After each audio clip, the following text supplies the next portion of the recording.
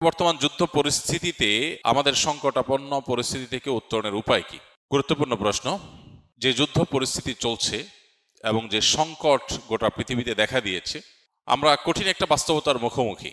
আল্লাহ না করুন যদি পরিস্থিতি আরো জটিল হয়, যুদ্ধ যদি আরো দীর্ঘায়িত হয়, পরিস্থিতি যদি আরো খারাপের দিকে যায়, তাহলে সেক্ষেত্রে বিশ্বের অন্যান্য দেশের মতো আমাদের উপরও কঠিন পরিস্থিতি আসাটা অস্বাভাবিক নয়। তো এরকম পরিস্থিতিতে আমাদের কয়েকটা করণীয় আছে।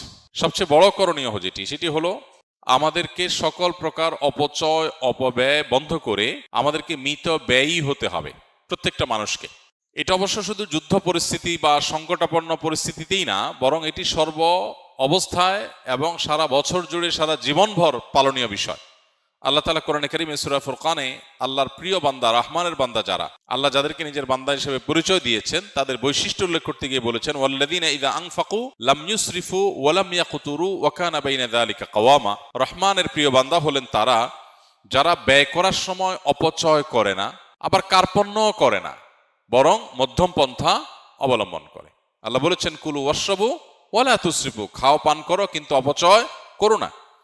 জীবনে যদি কোথাও পানি অপচয় করেন, যতটুকু অপচয় করেছেন, জীবনে আপনার এমন সময় আসবে হয়তো যখন ওইটুকু পানির জন্য আপনি ক্রাইসিসে পড়বেন। এইটুকু পানি হলে আপনার কাজ হতো, কিন্তু নাই, কারণ এর আগে আপনি সেটা অপচয় করে নষ্ট করেছেন, আপনার বরাদ্দে ছিল, এটা নষ্ট করেছেন। এই জন্য আমাদের সারা বছরের জন্য এই প্রতিজ্ঞা করা দরকার যে আমরা অপচয় অপব্যয় করব না। যদিও কঠিন পরিস্থিতিতে টিকে থাকার জন্য মিতব্যয়ী আমরা অনেকেই হই, যখন দেখি আর কোনো উপায় নাই, এবার আমরা খুব হিসাবী হয়ে যাই। যদিও হিসাবী হওয়াটা আমাদের সারা বছর হওয়া উচিত। বিদ্যুতের ব্যবহার, আমার টাকা আছে, বিদ্যুৎ বিল দিচ্ছি, কোনো ব্যাপার না, ফ্যান একটা জায়গায় দুটো চললো, লাইট দুটো জায়গায় চারটা চললো, এটা আজকাল ঘরে ঘরে আমরা করছি। আর এই তথাকথিত আধুনিক এবং এই বর্তমান পৃথিবীতে আমাদের ঘর বাড়িতে যে পরিমাণ পানি আমরা অপচয় করি, কল্পনাও করা যায় না।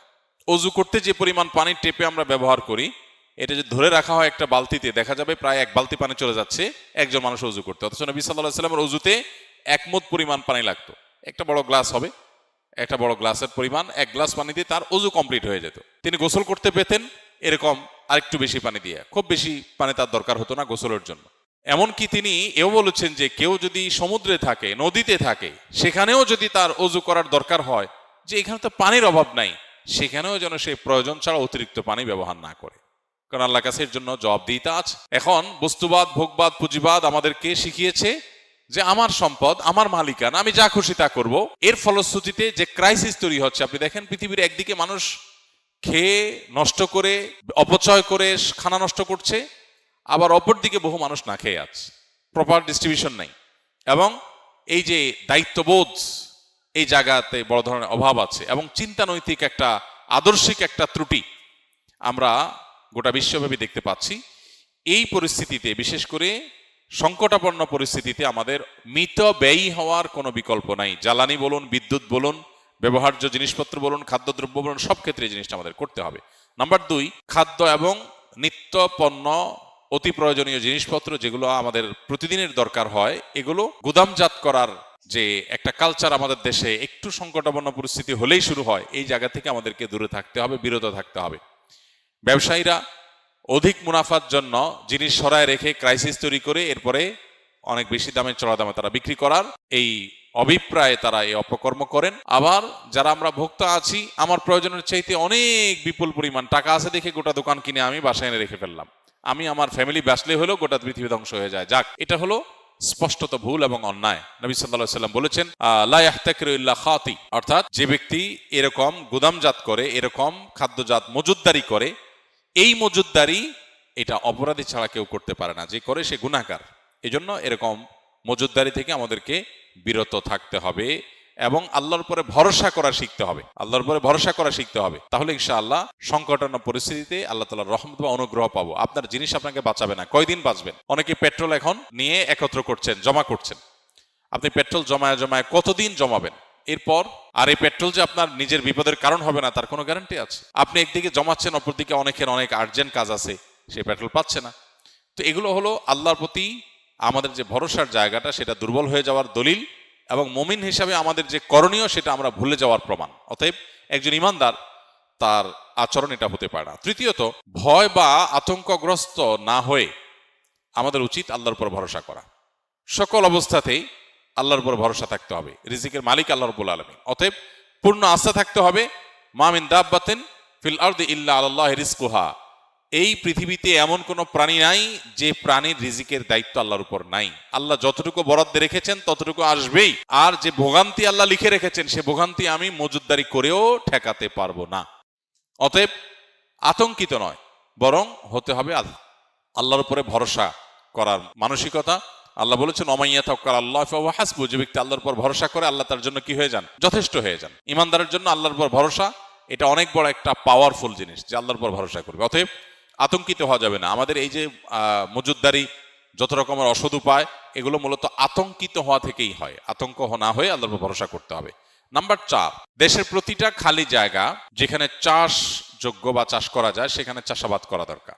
আমরা আমাদের শৈশবে ছেলেবেলায় ছোট সময় দেখেছি আমাদের মা চাচিরা গ্রামের বাড়ির উঠোনে তারা লাল শাক বুনতেন, তারা লাউ লাগাতেন, গাছ লাগাতেন, শিম গাছ লাগাতেন, বিভিন্ন রকমের ফসল চাষ করতেন। আমি খুব সচেতনভাবে লক্ষ্য করেছি যে এখন সেই গ্রামে সেই বাড়িতেই যাই, সেই মা চাচিরাই আছেন, কিন্তু এখন আর কোনো ঘর বাড়ির সামনে উঠানে খালি জায়গাগুলোতে সেরকম গাছ লাগাতে দেখা যায় না। কারণ এখন সবার কাছে কম বেশি টাকা আছে, ছেলে দেশে বিদেশে থাকে, উপার্জন করে, কেন এগুলো করবে? অনেক ছেলে বাবা মাকে উল্টা নিরুৎসাহিত করে যে কোনো কাজ করবা না, তুমি বসে বসে খাও, আমি এত টাকা করতেছি, কাজ কামাই করছি কেন, তাহলে তুমি কেন কষ্ট করবে? তো এটা হলো আমাদের অনেক বড় একটা ভুল। আল্লাহ না করুন যুদ্ধ পরিস্থিতিতে যদি সংকটাপন্ন পরিস্থিতি তৈরি হয়, দুর্ভিক্ষের মতো পরিস্থিতি তৈরি হয়, আল্লাহ না করুন যদি আরো প্রলম্বিত হয়, এই যুদ্ধ না হোক, পরবর্তীতে কখনো হয়, তাহলে আমাদের টিকে থাকার জন্য আর কিছু না থাকলে হোক খাদ্যটা দরকার।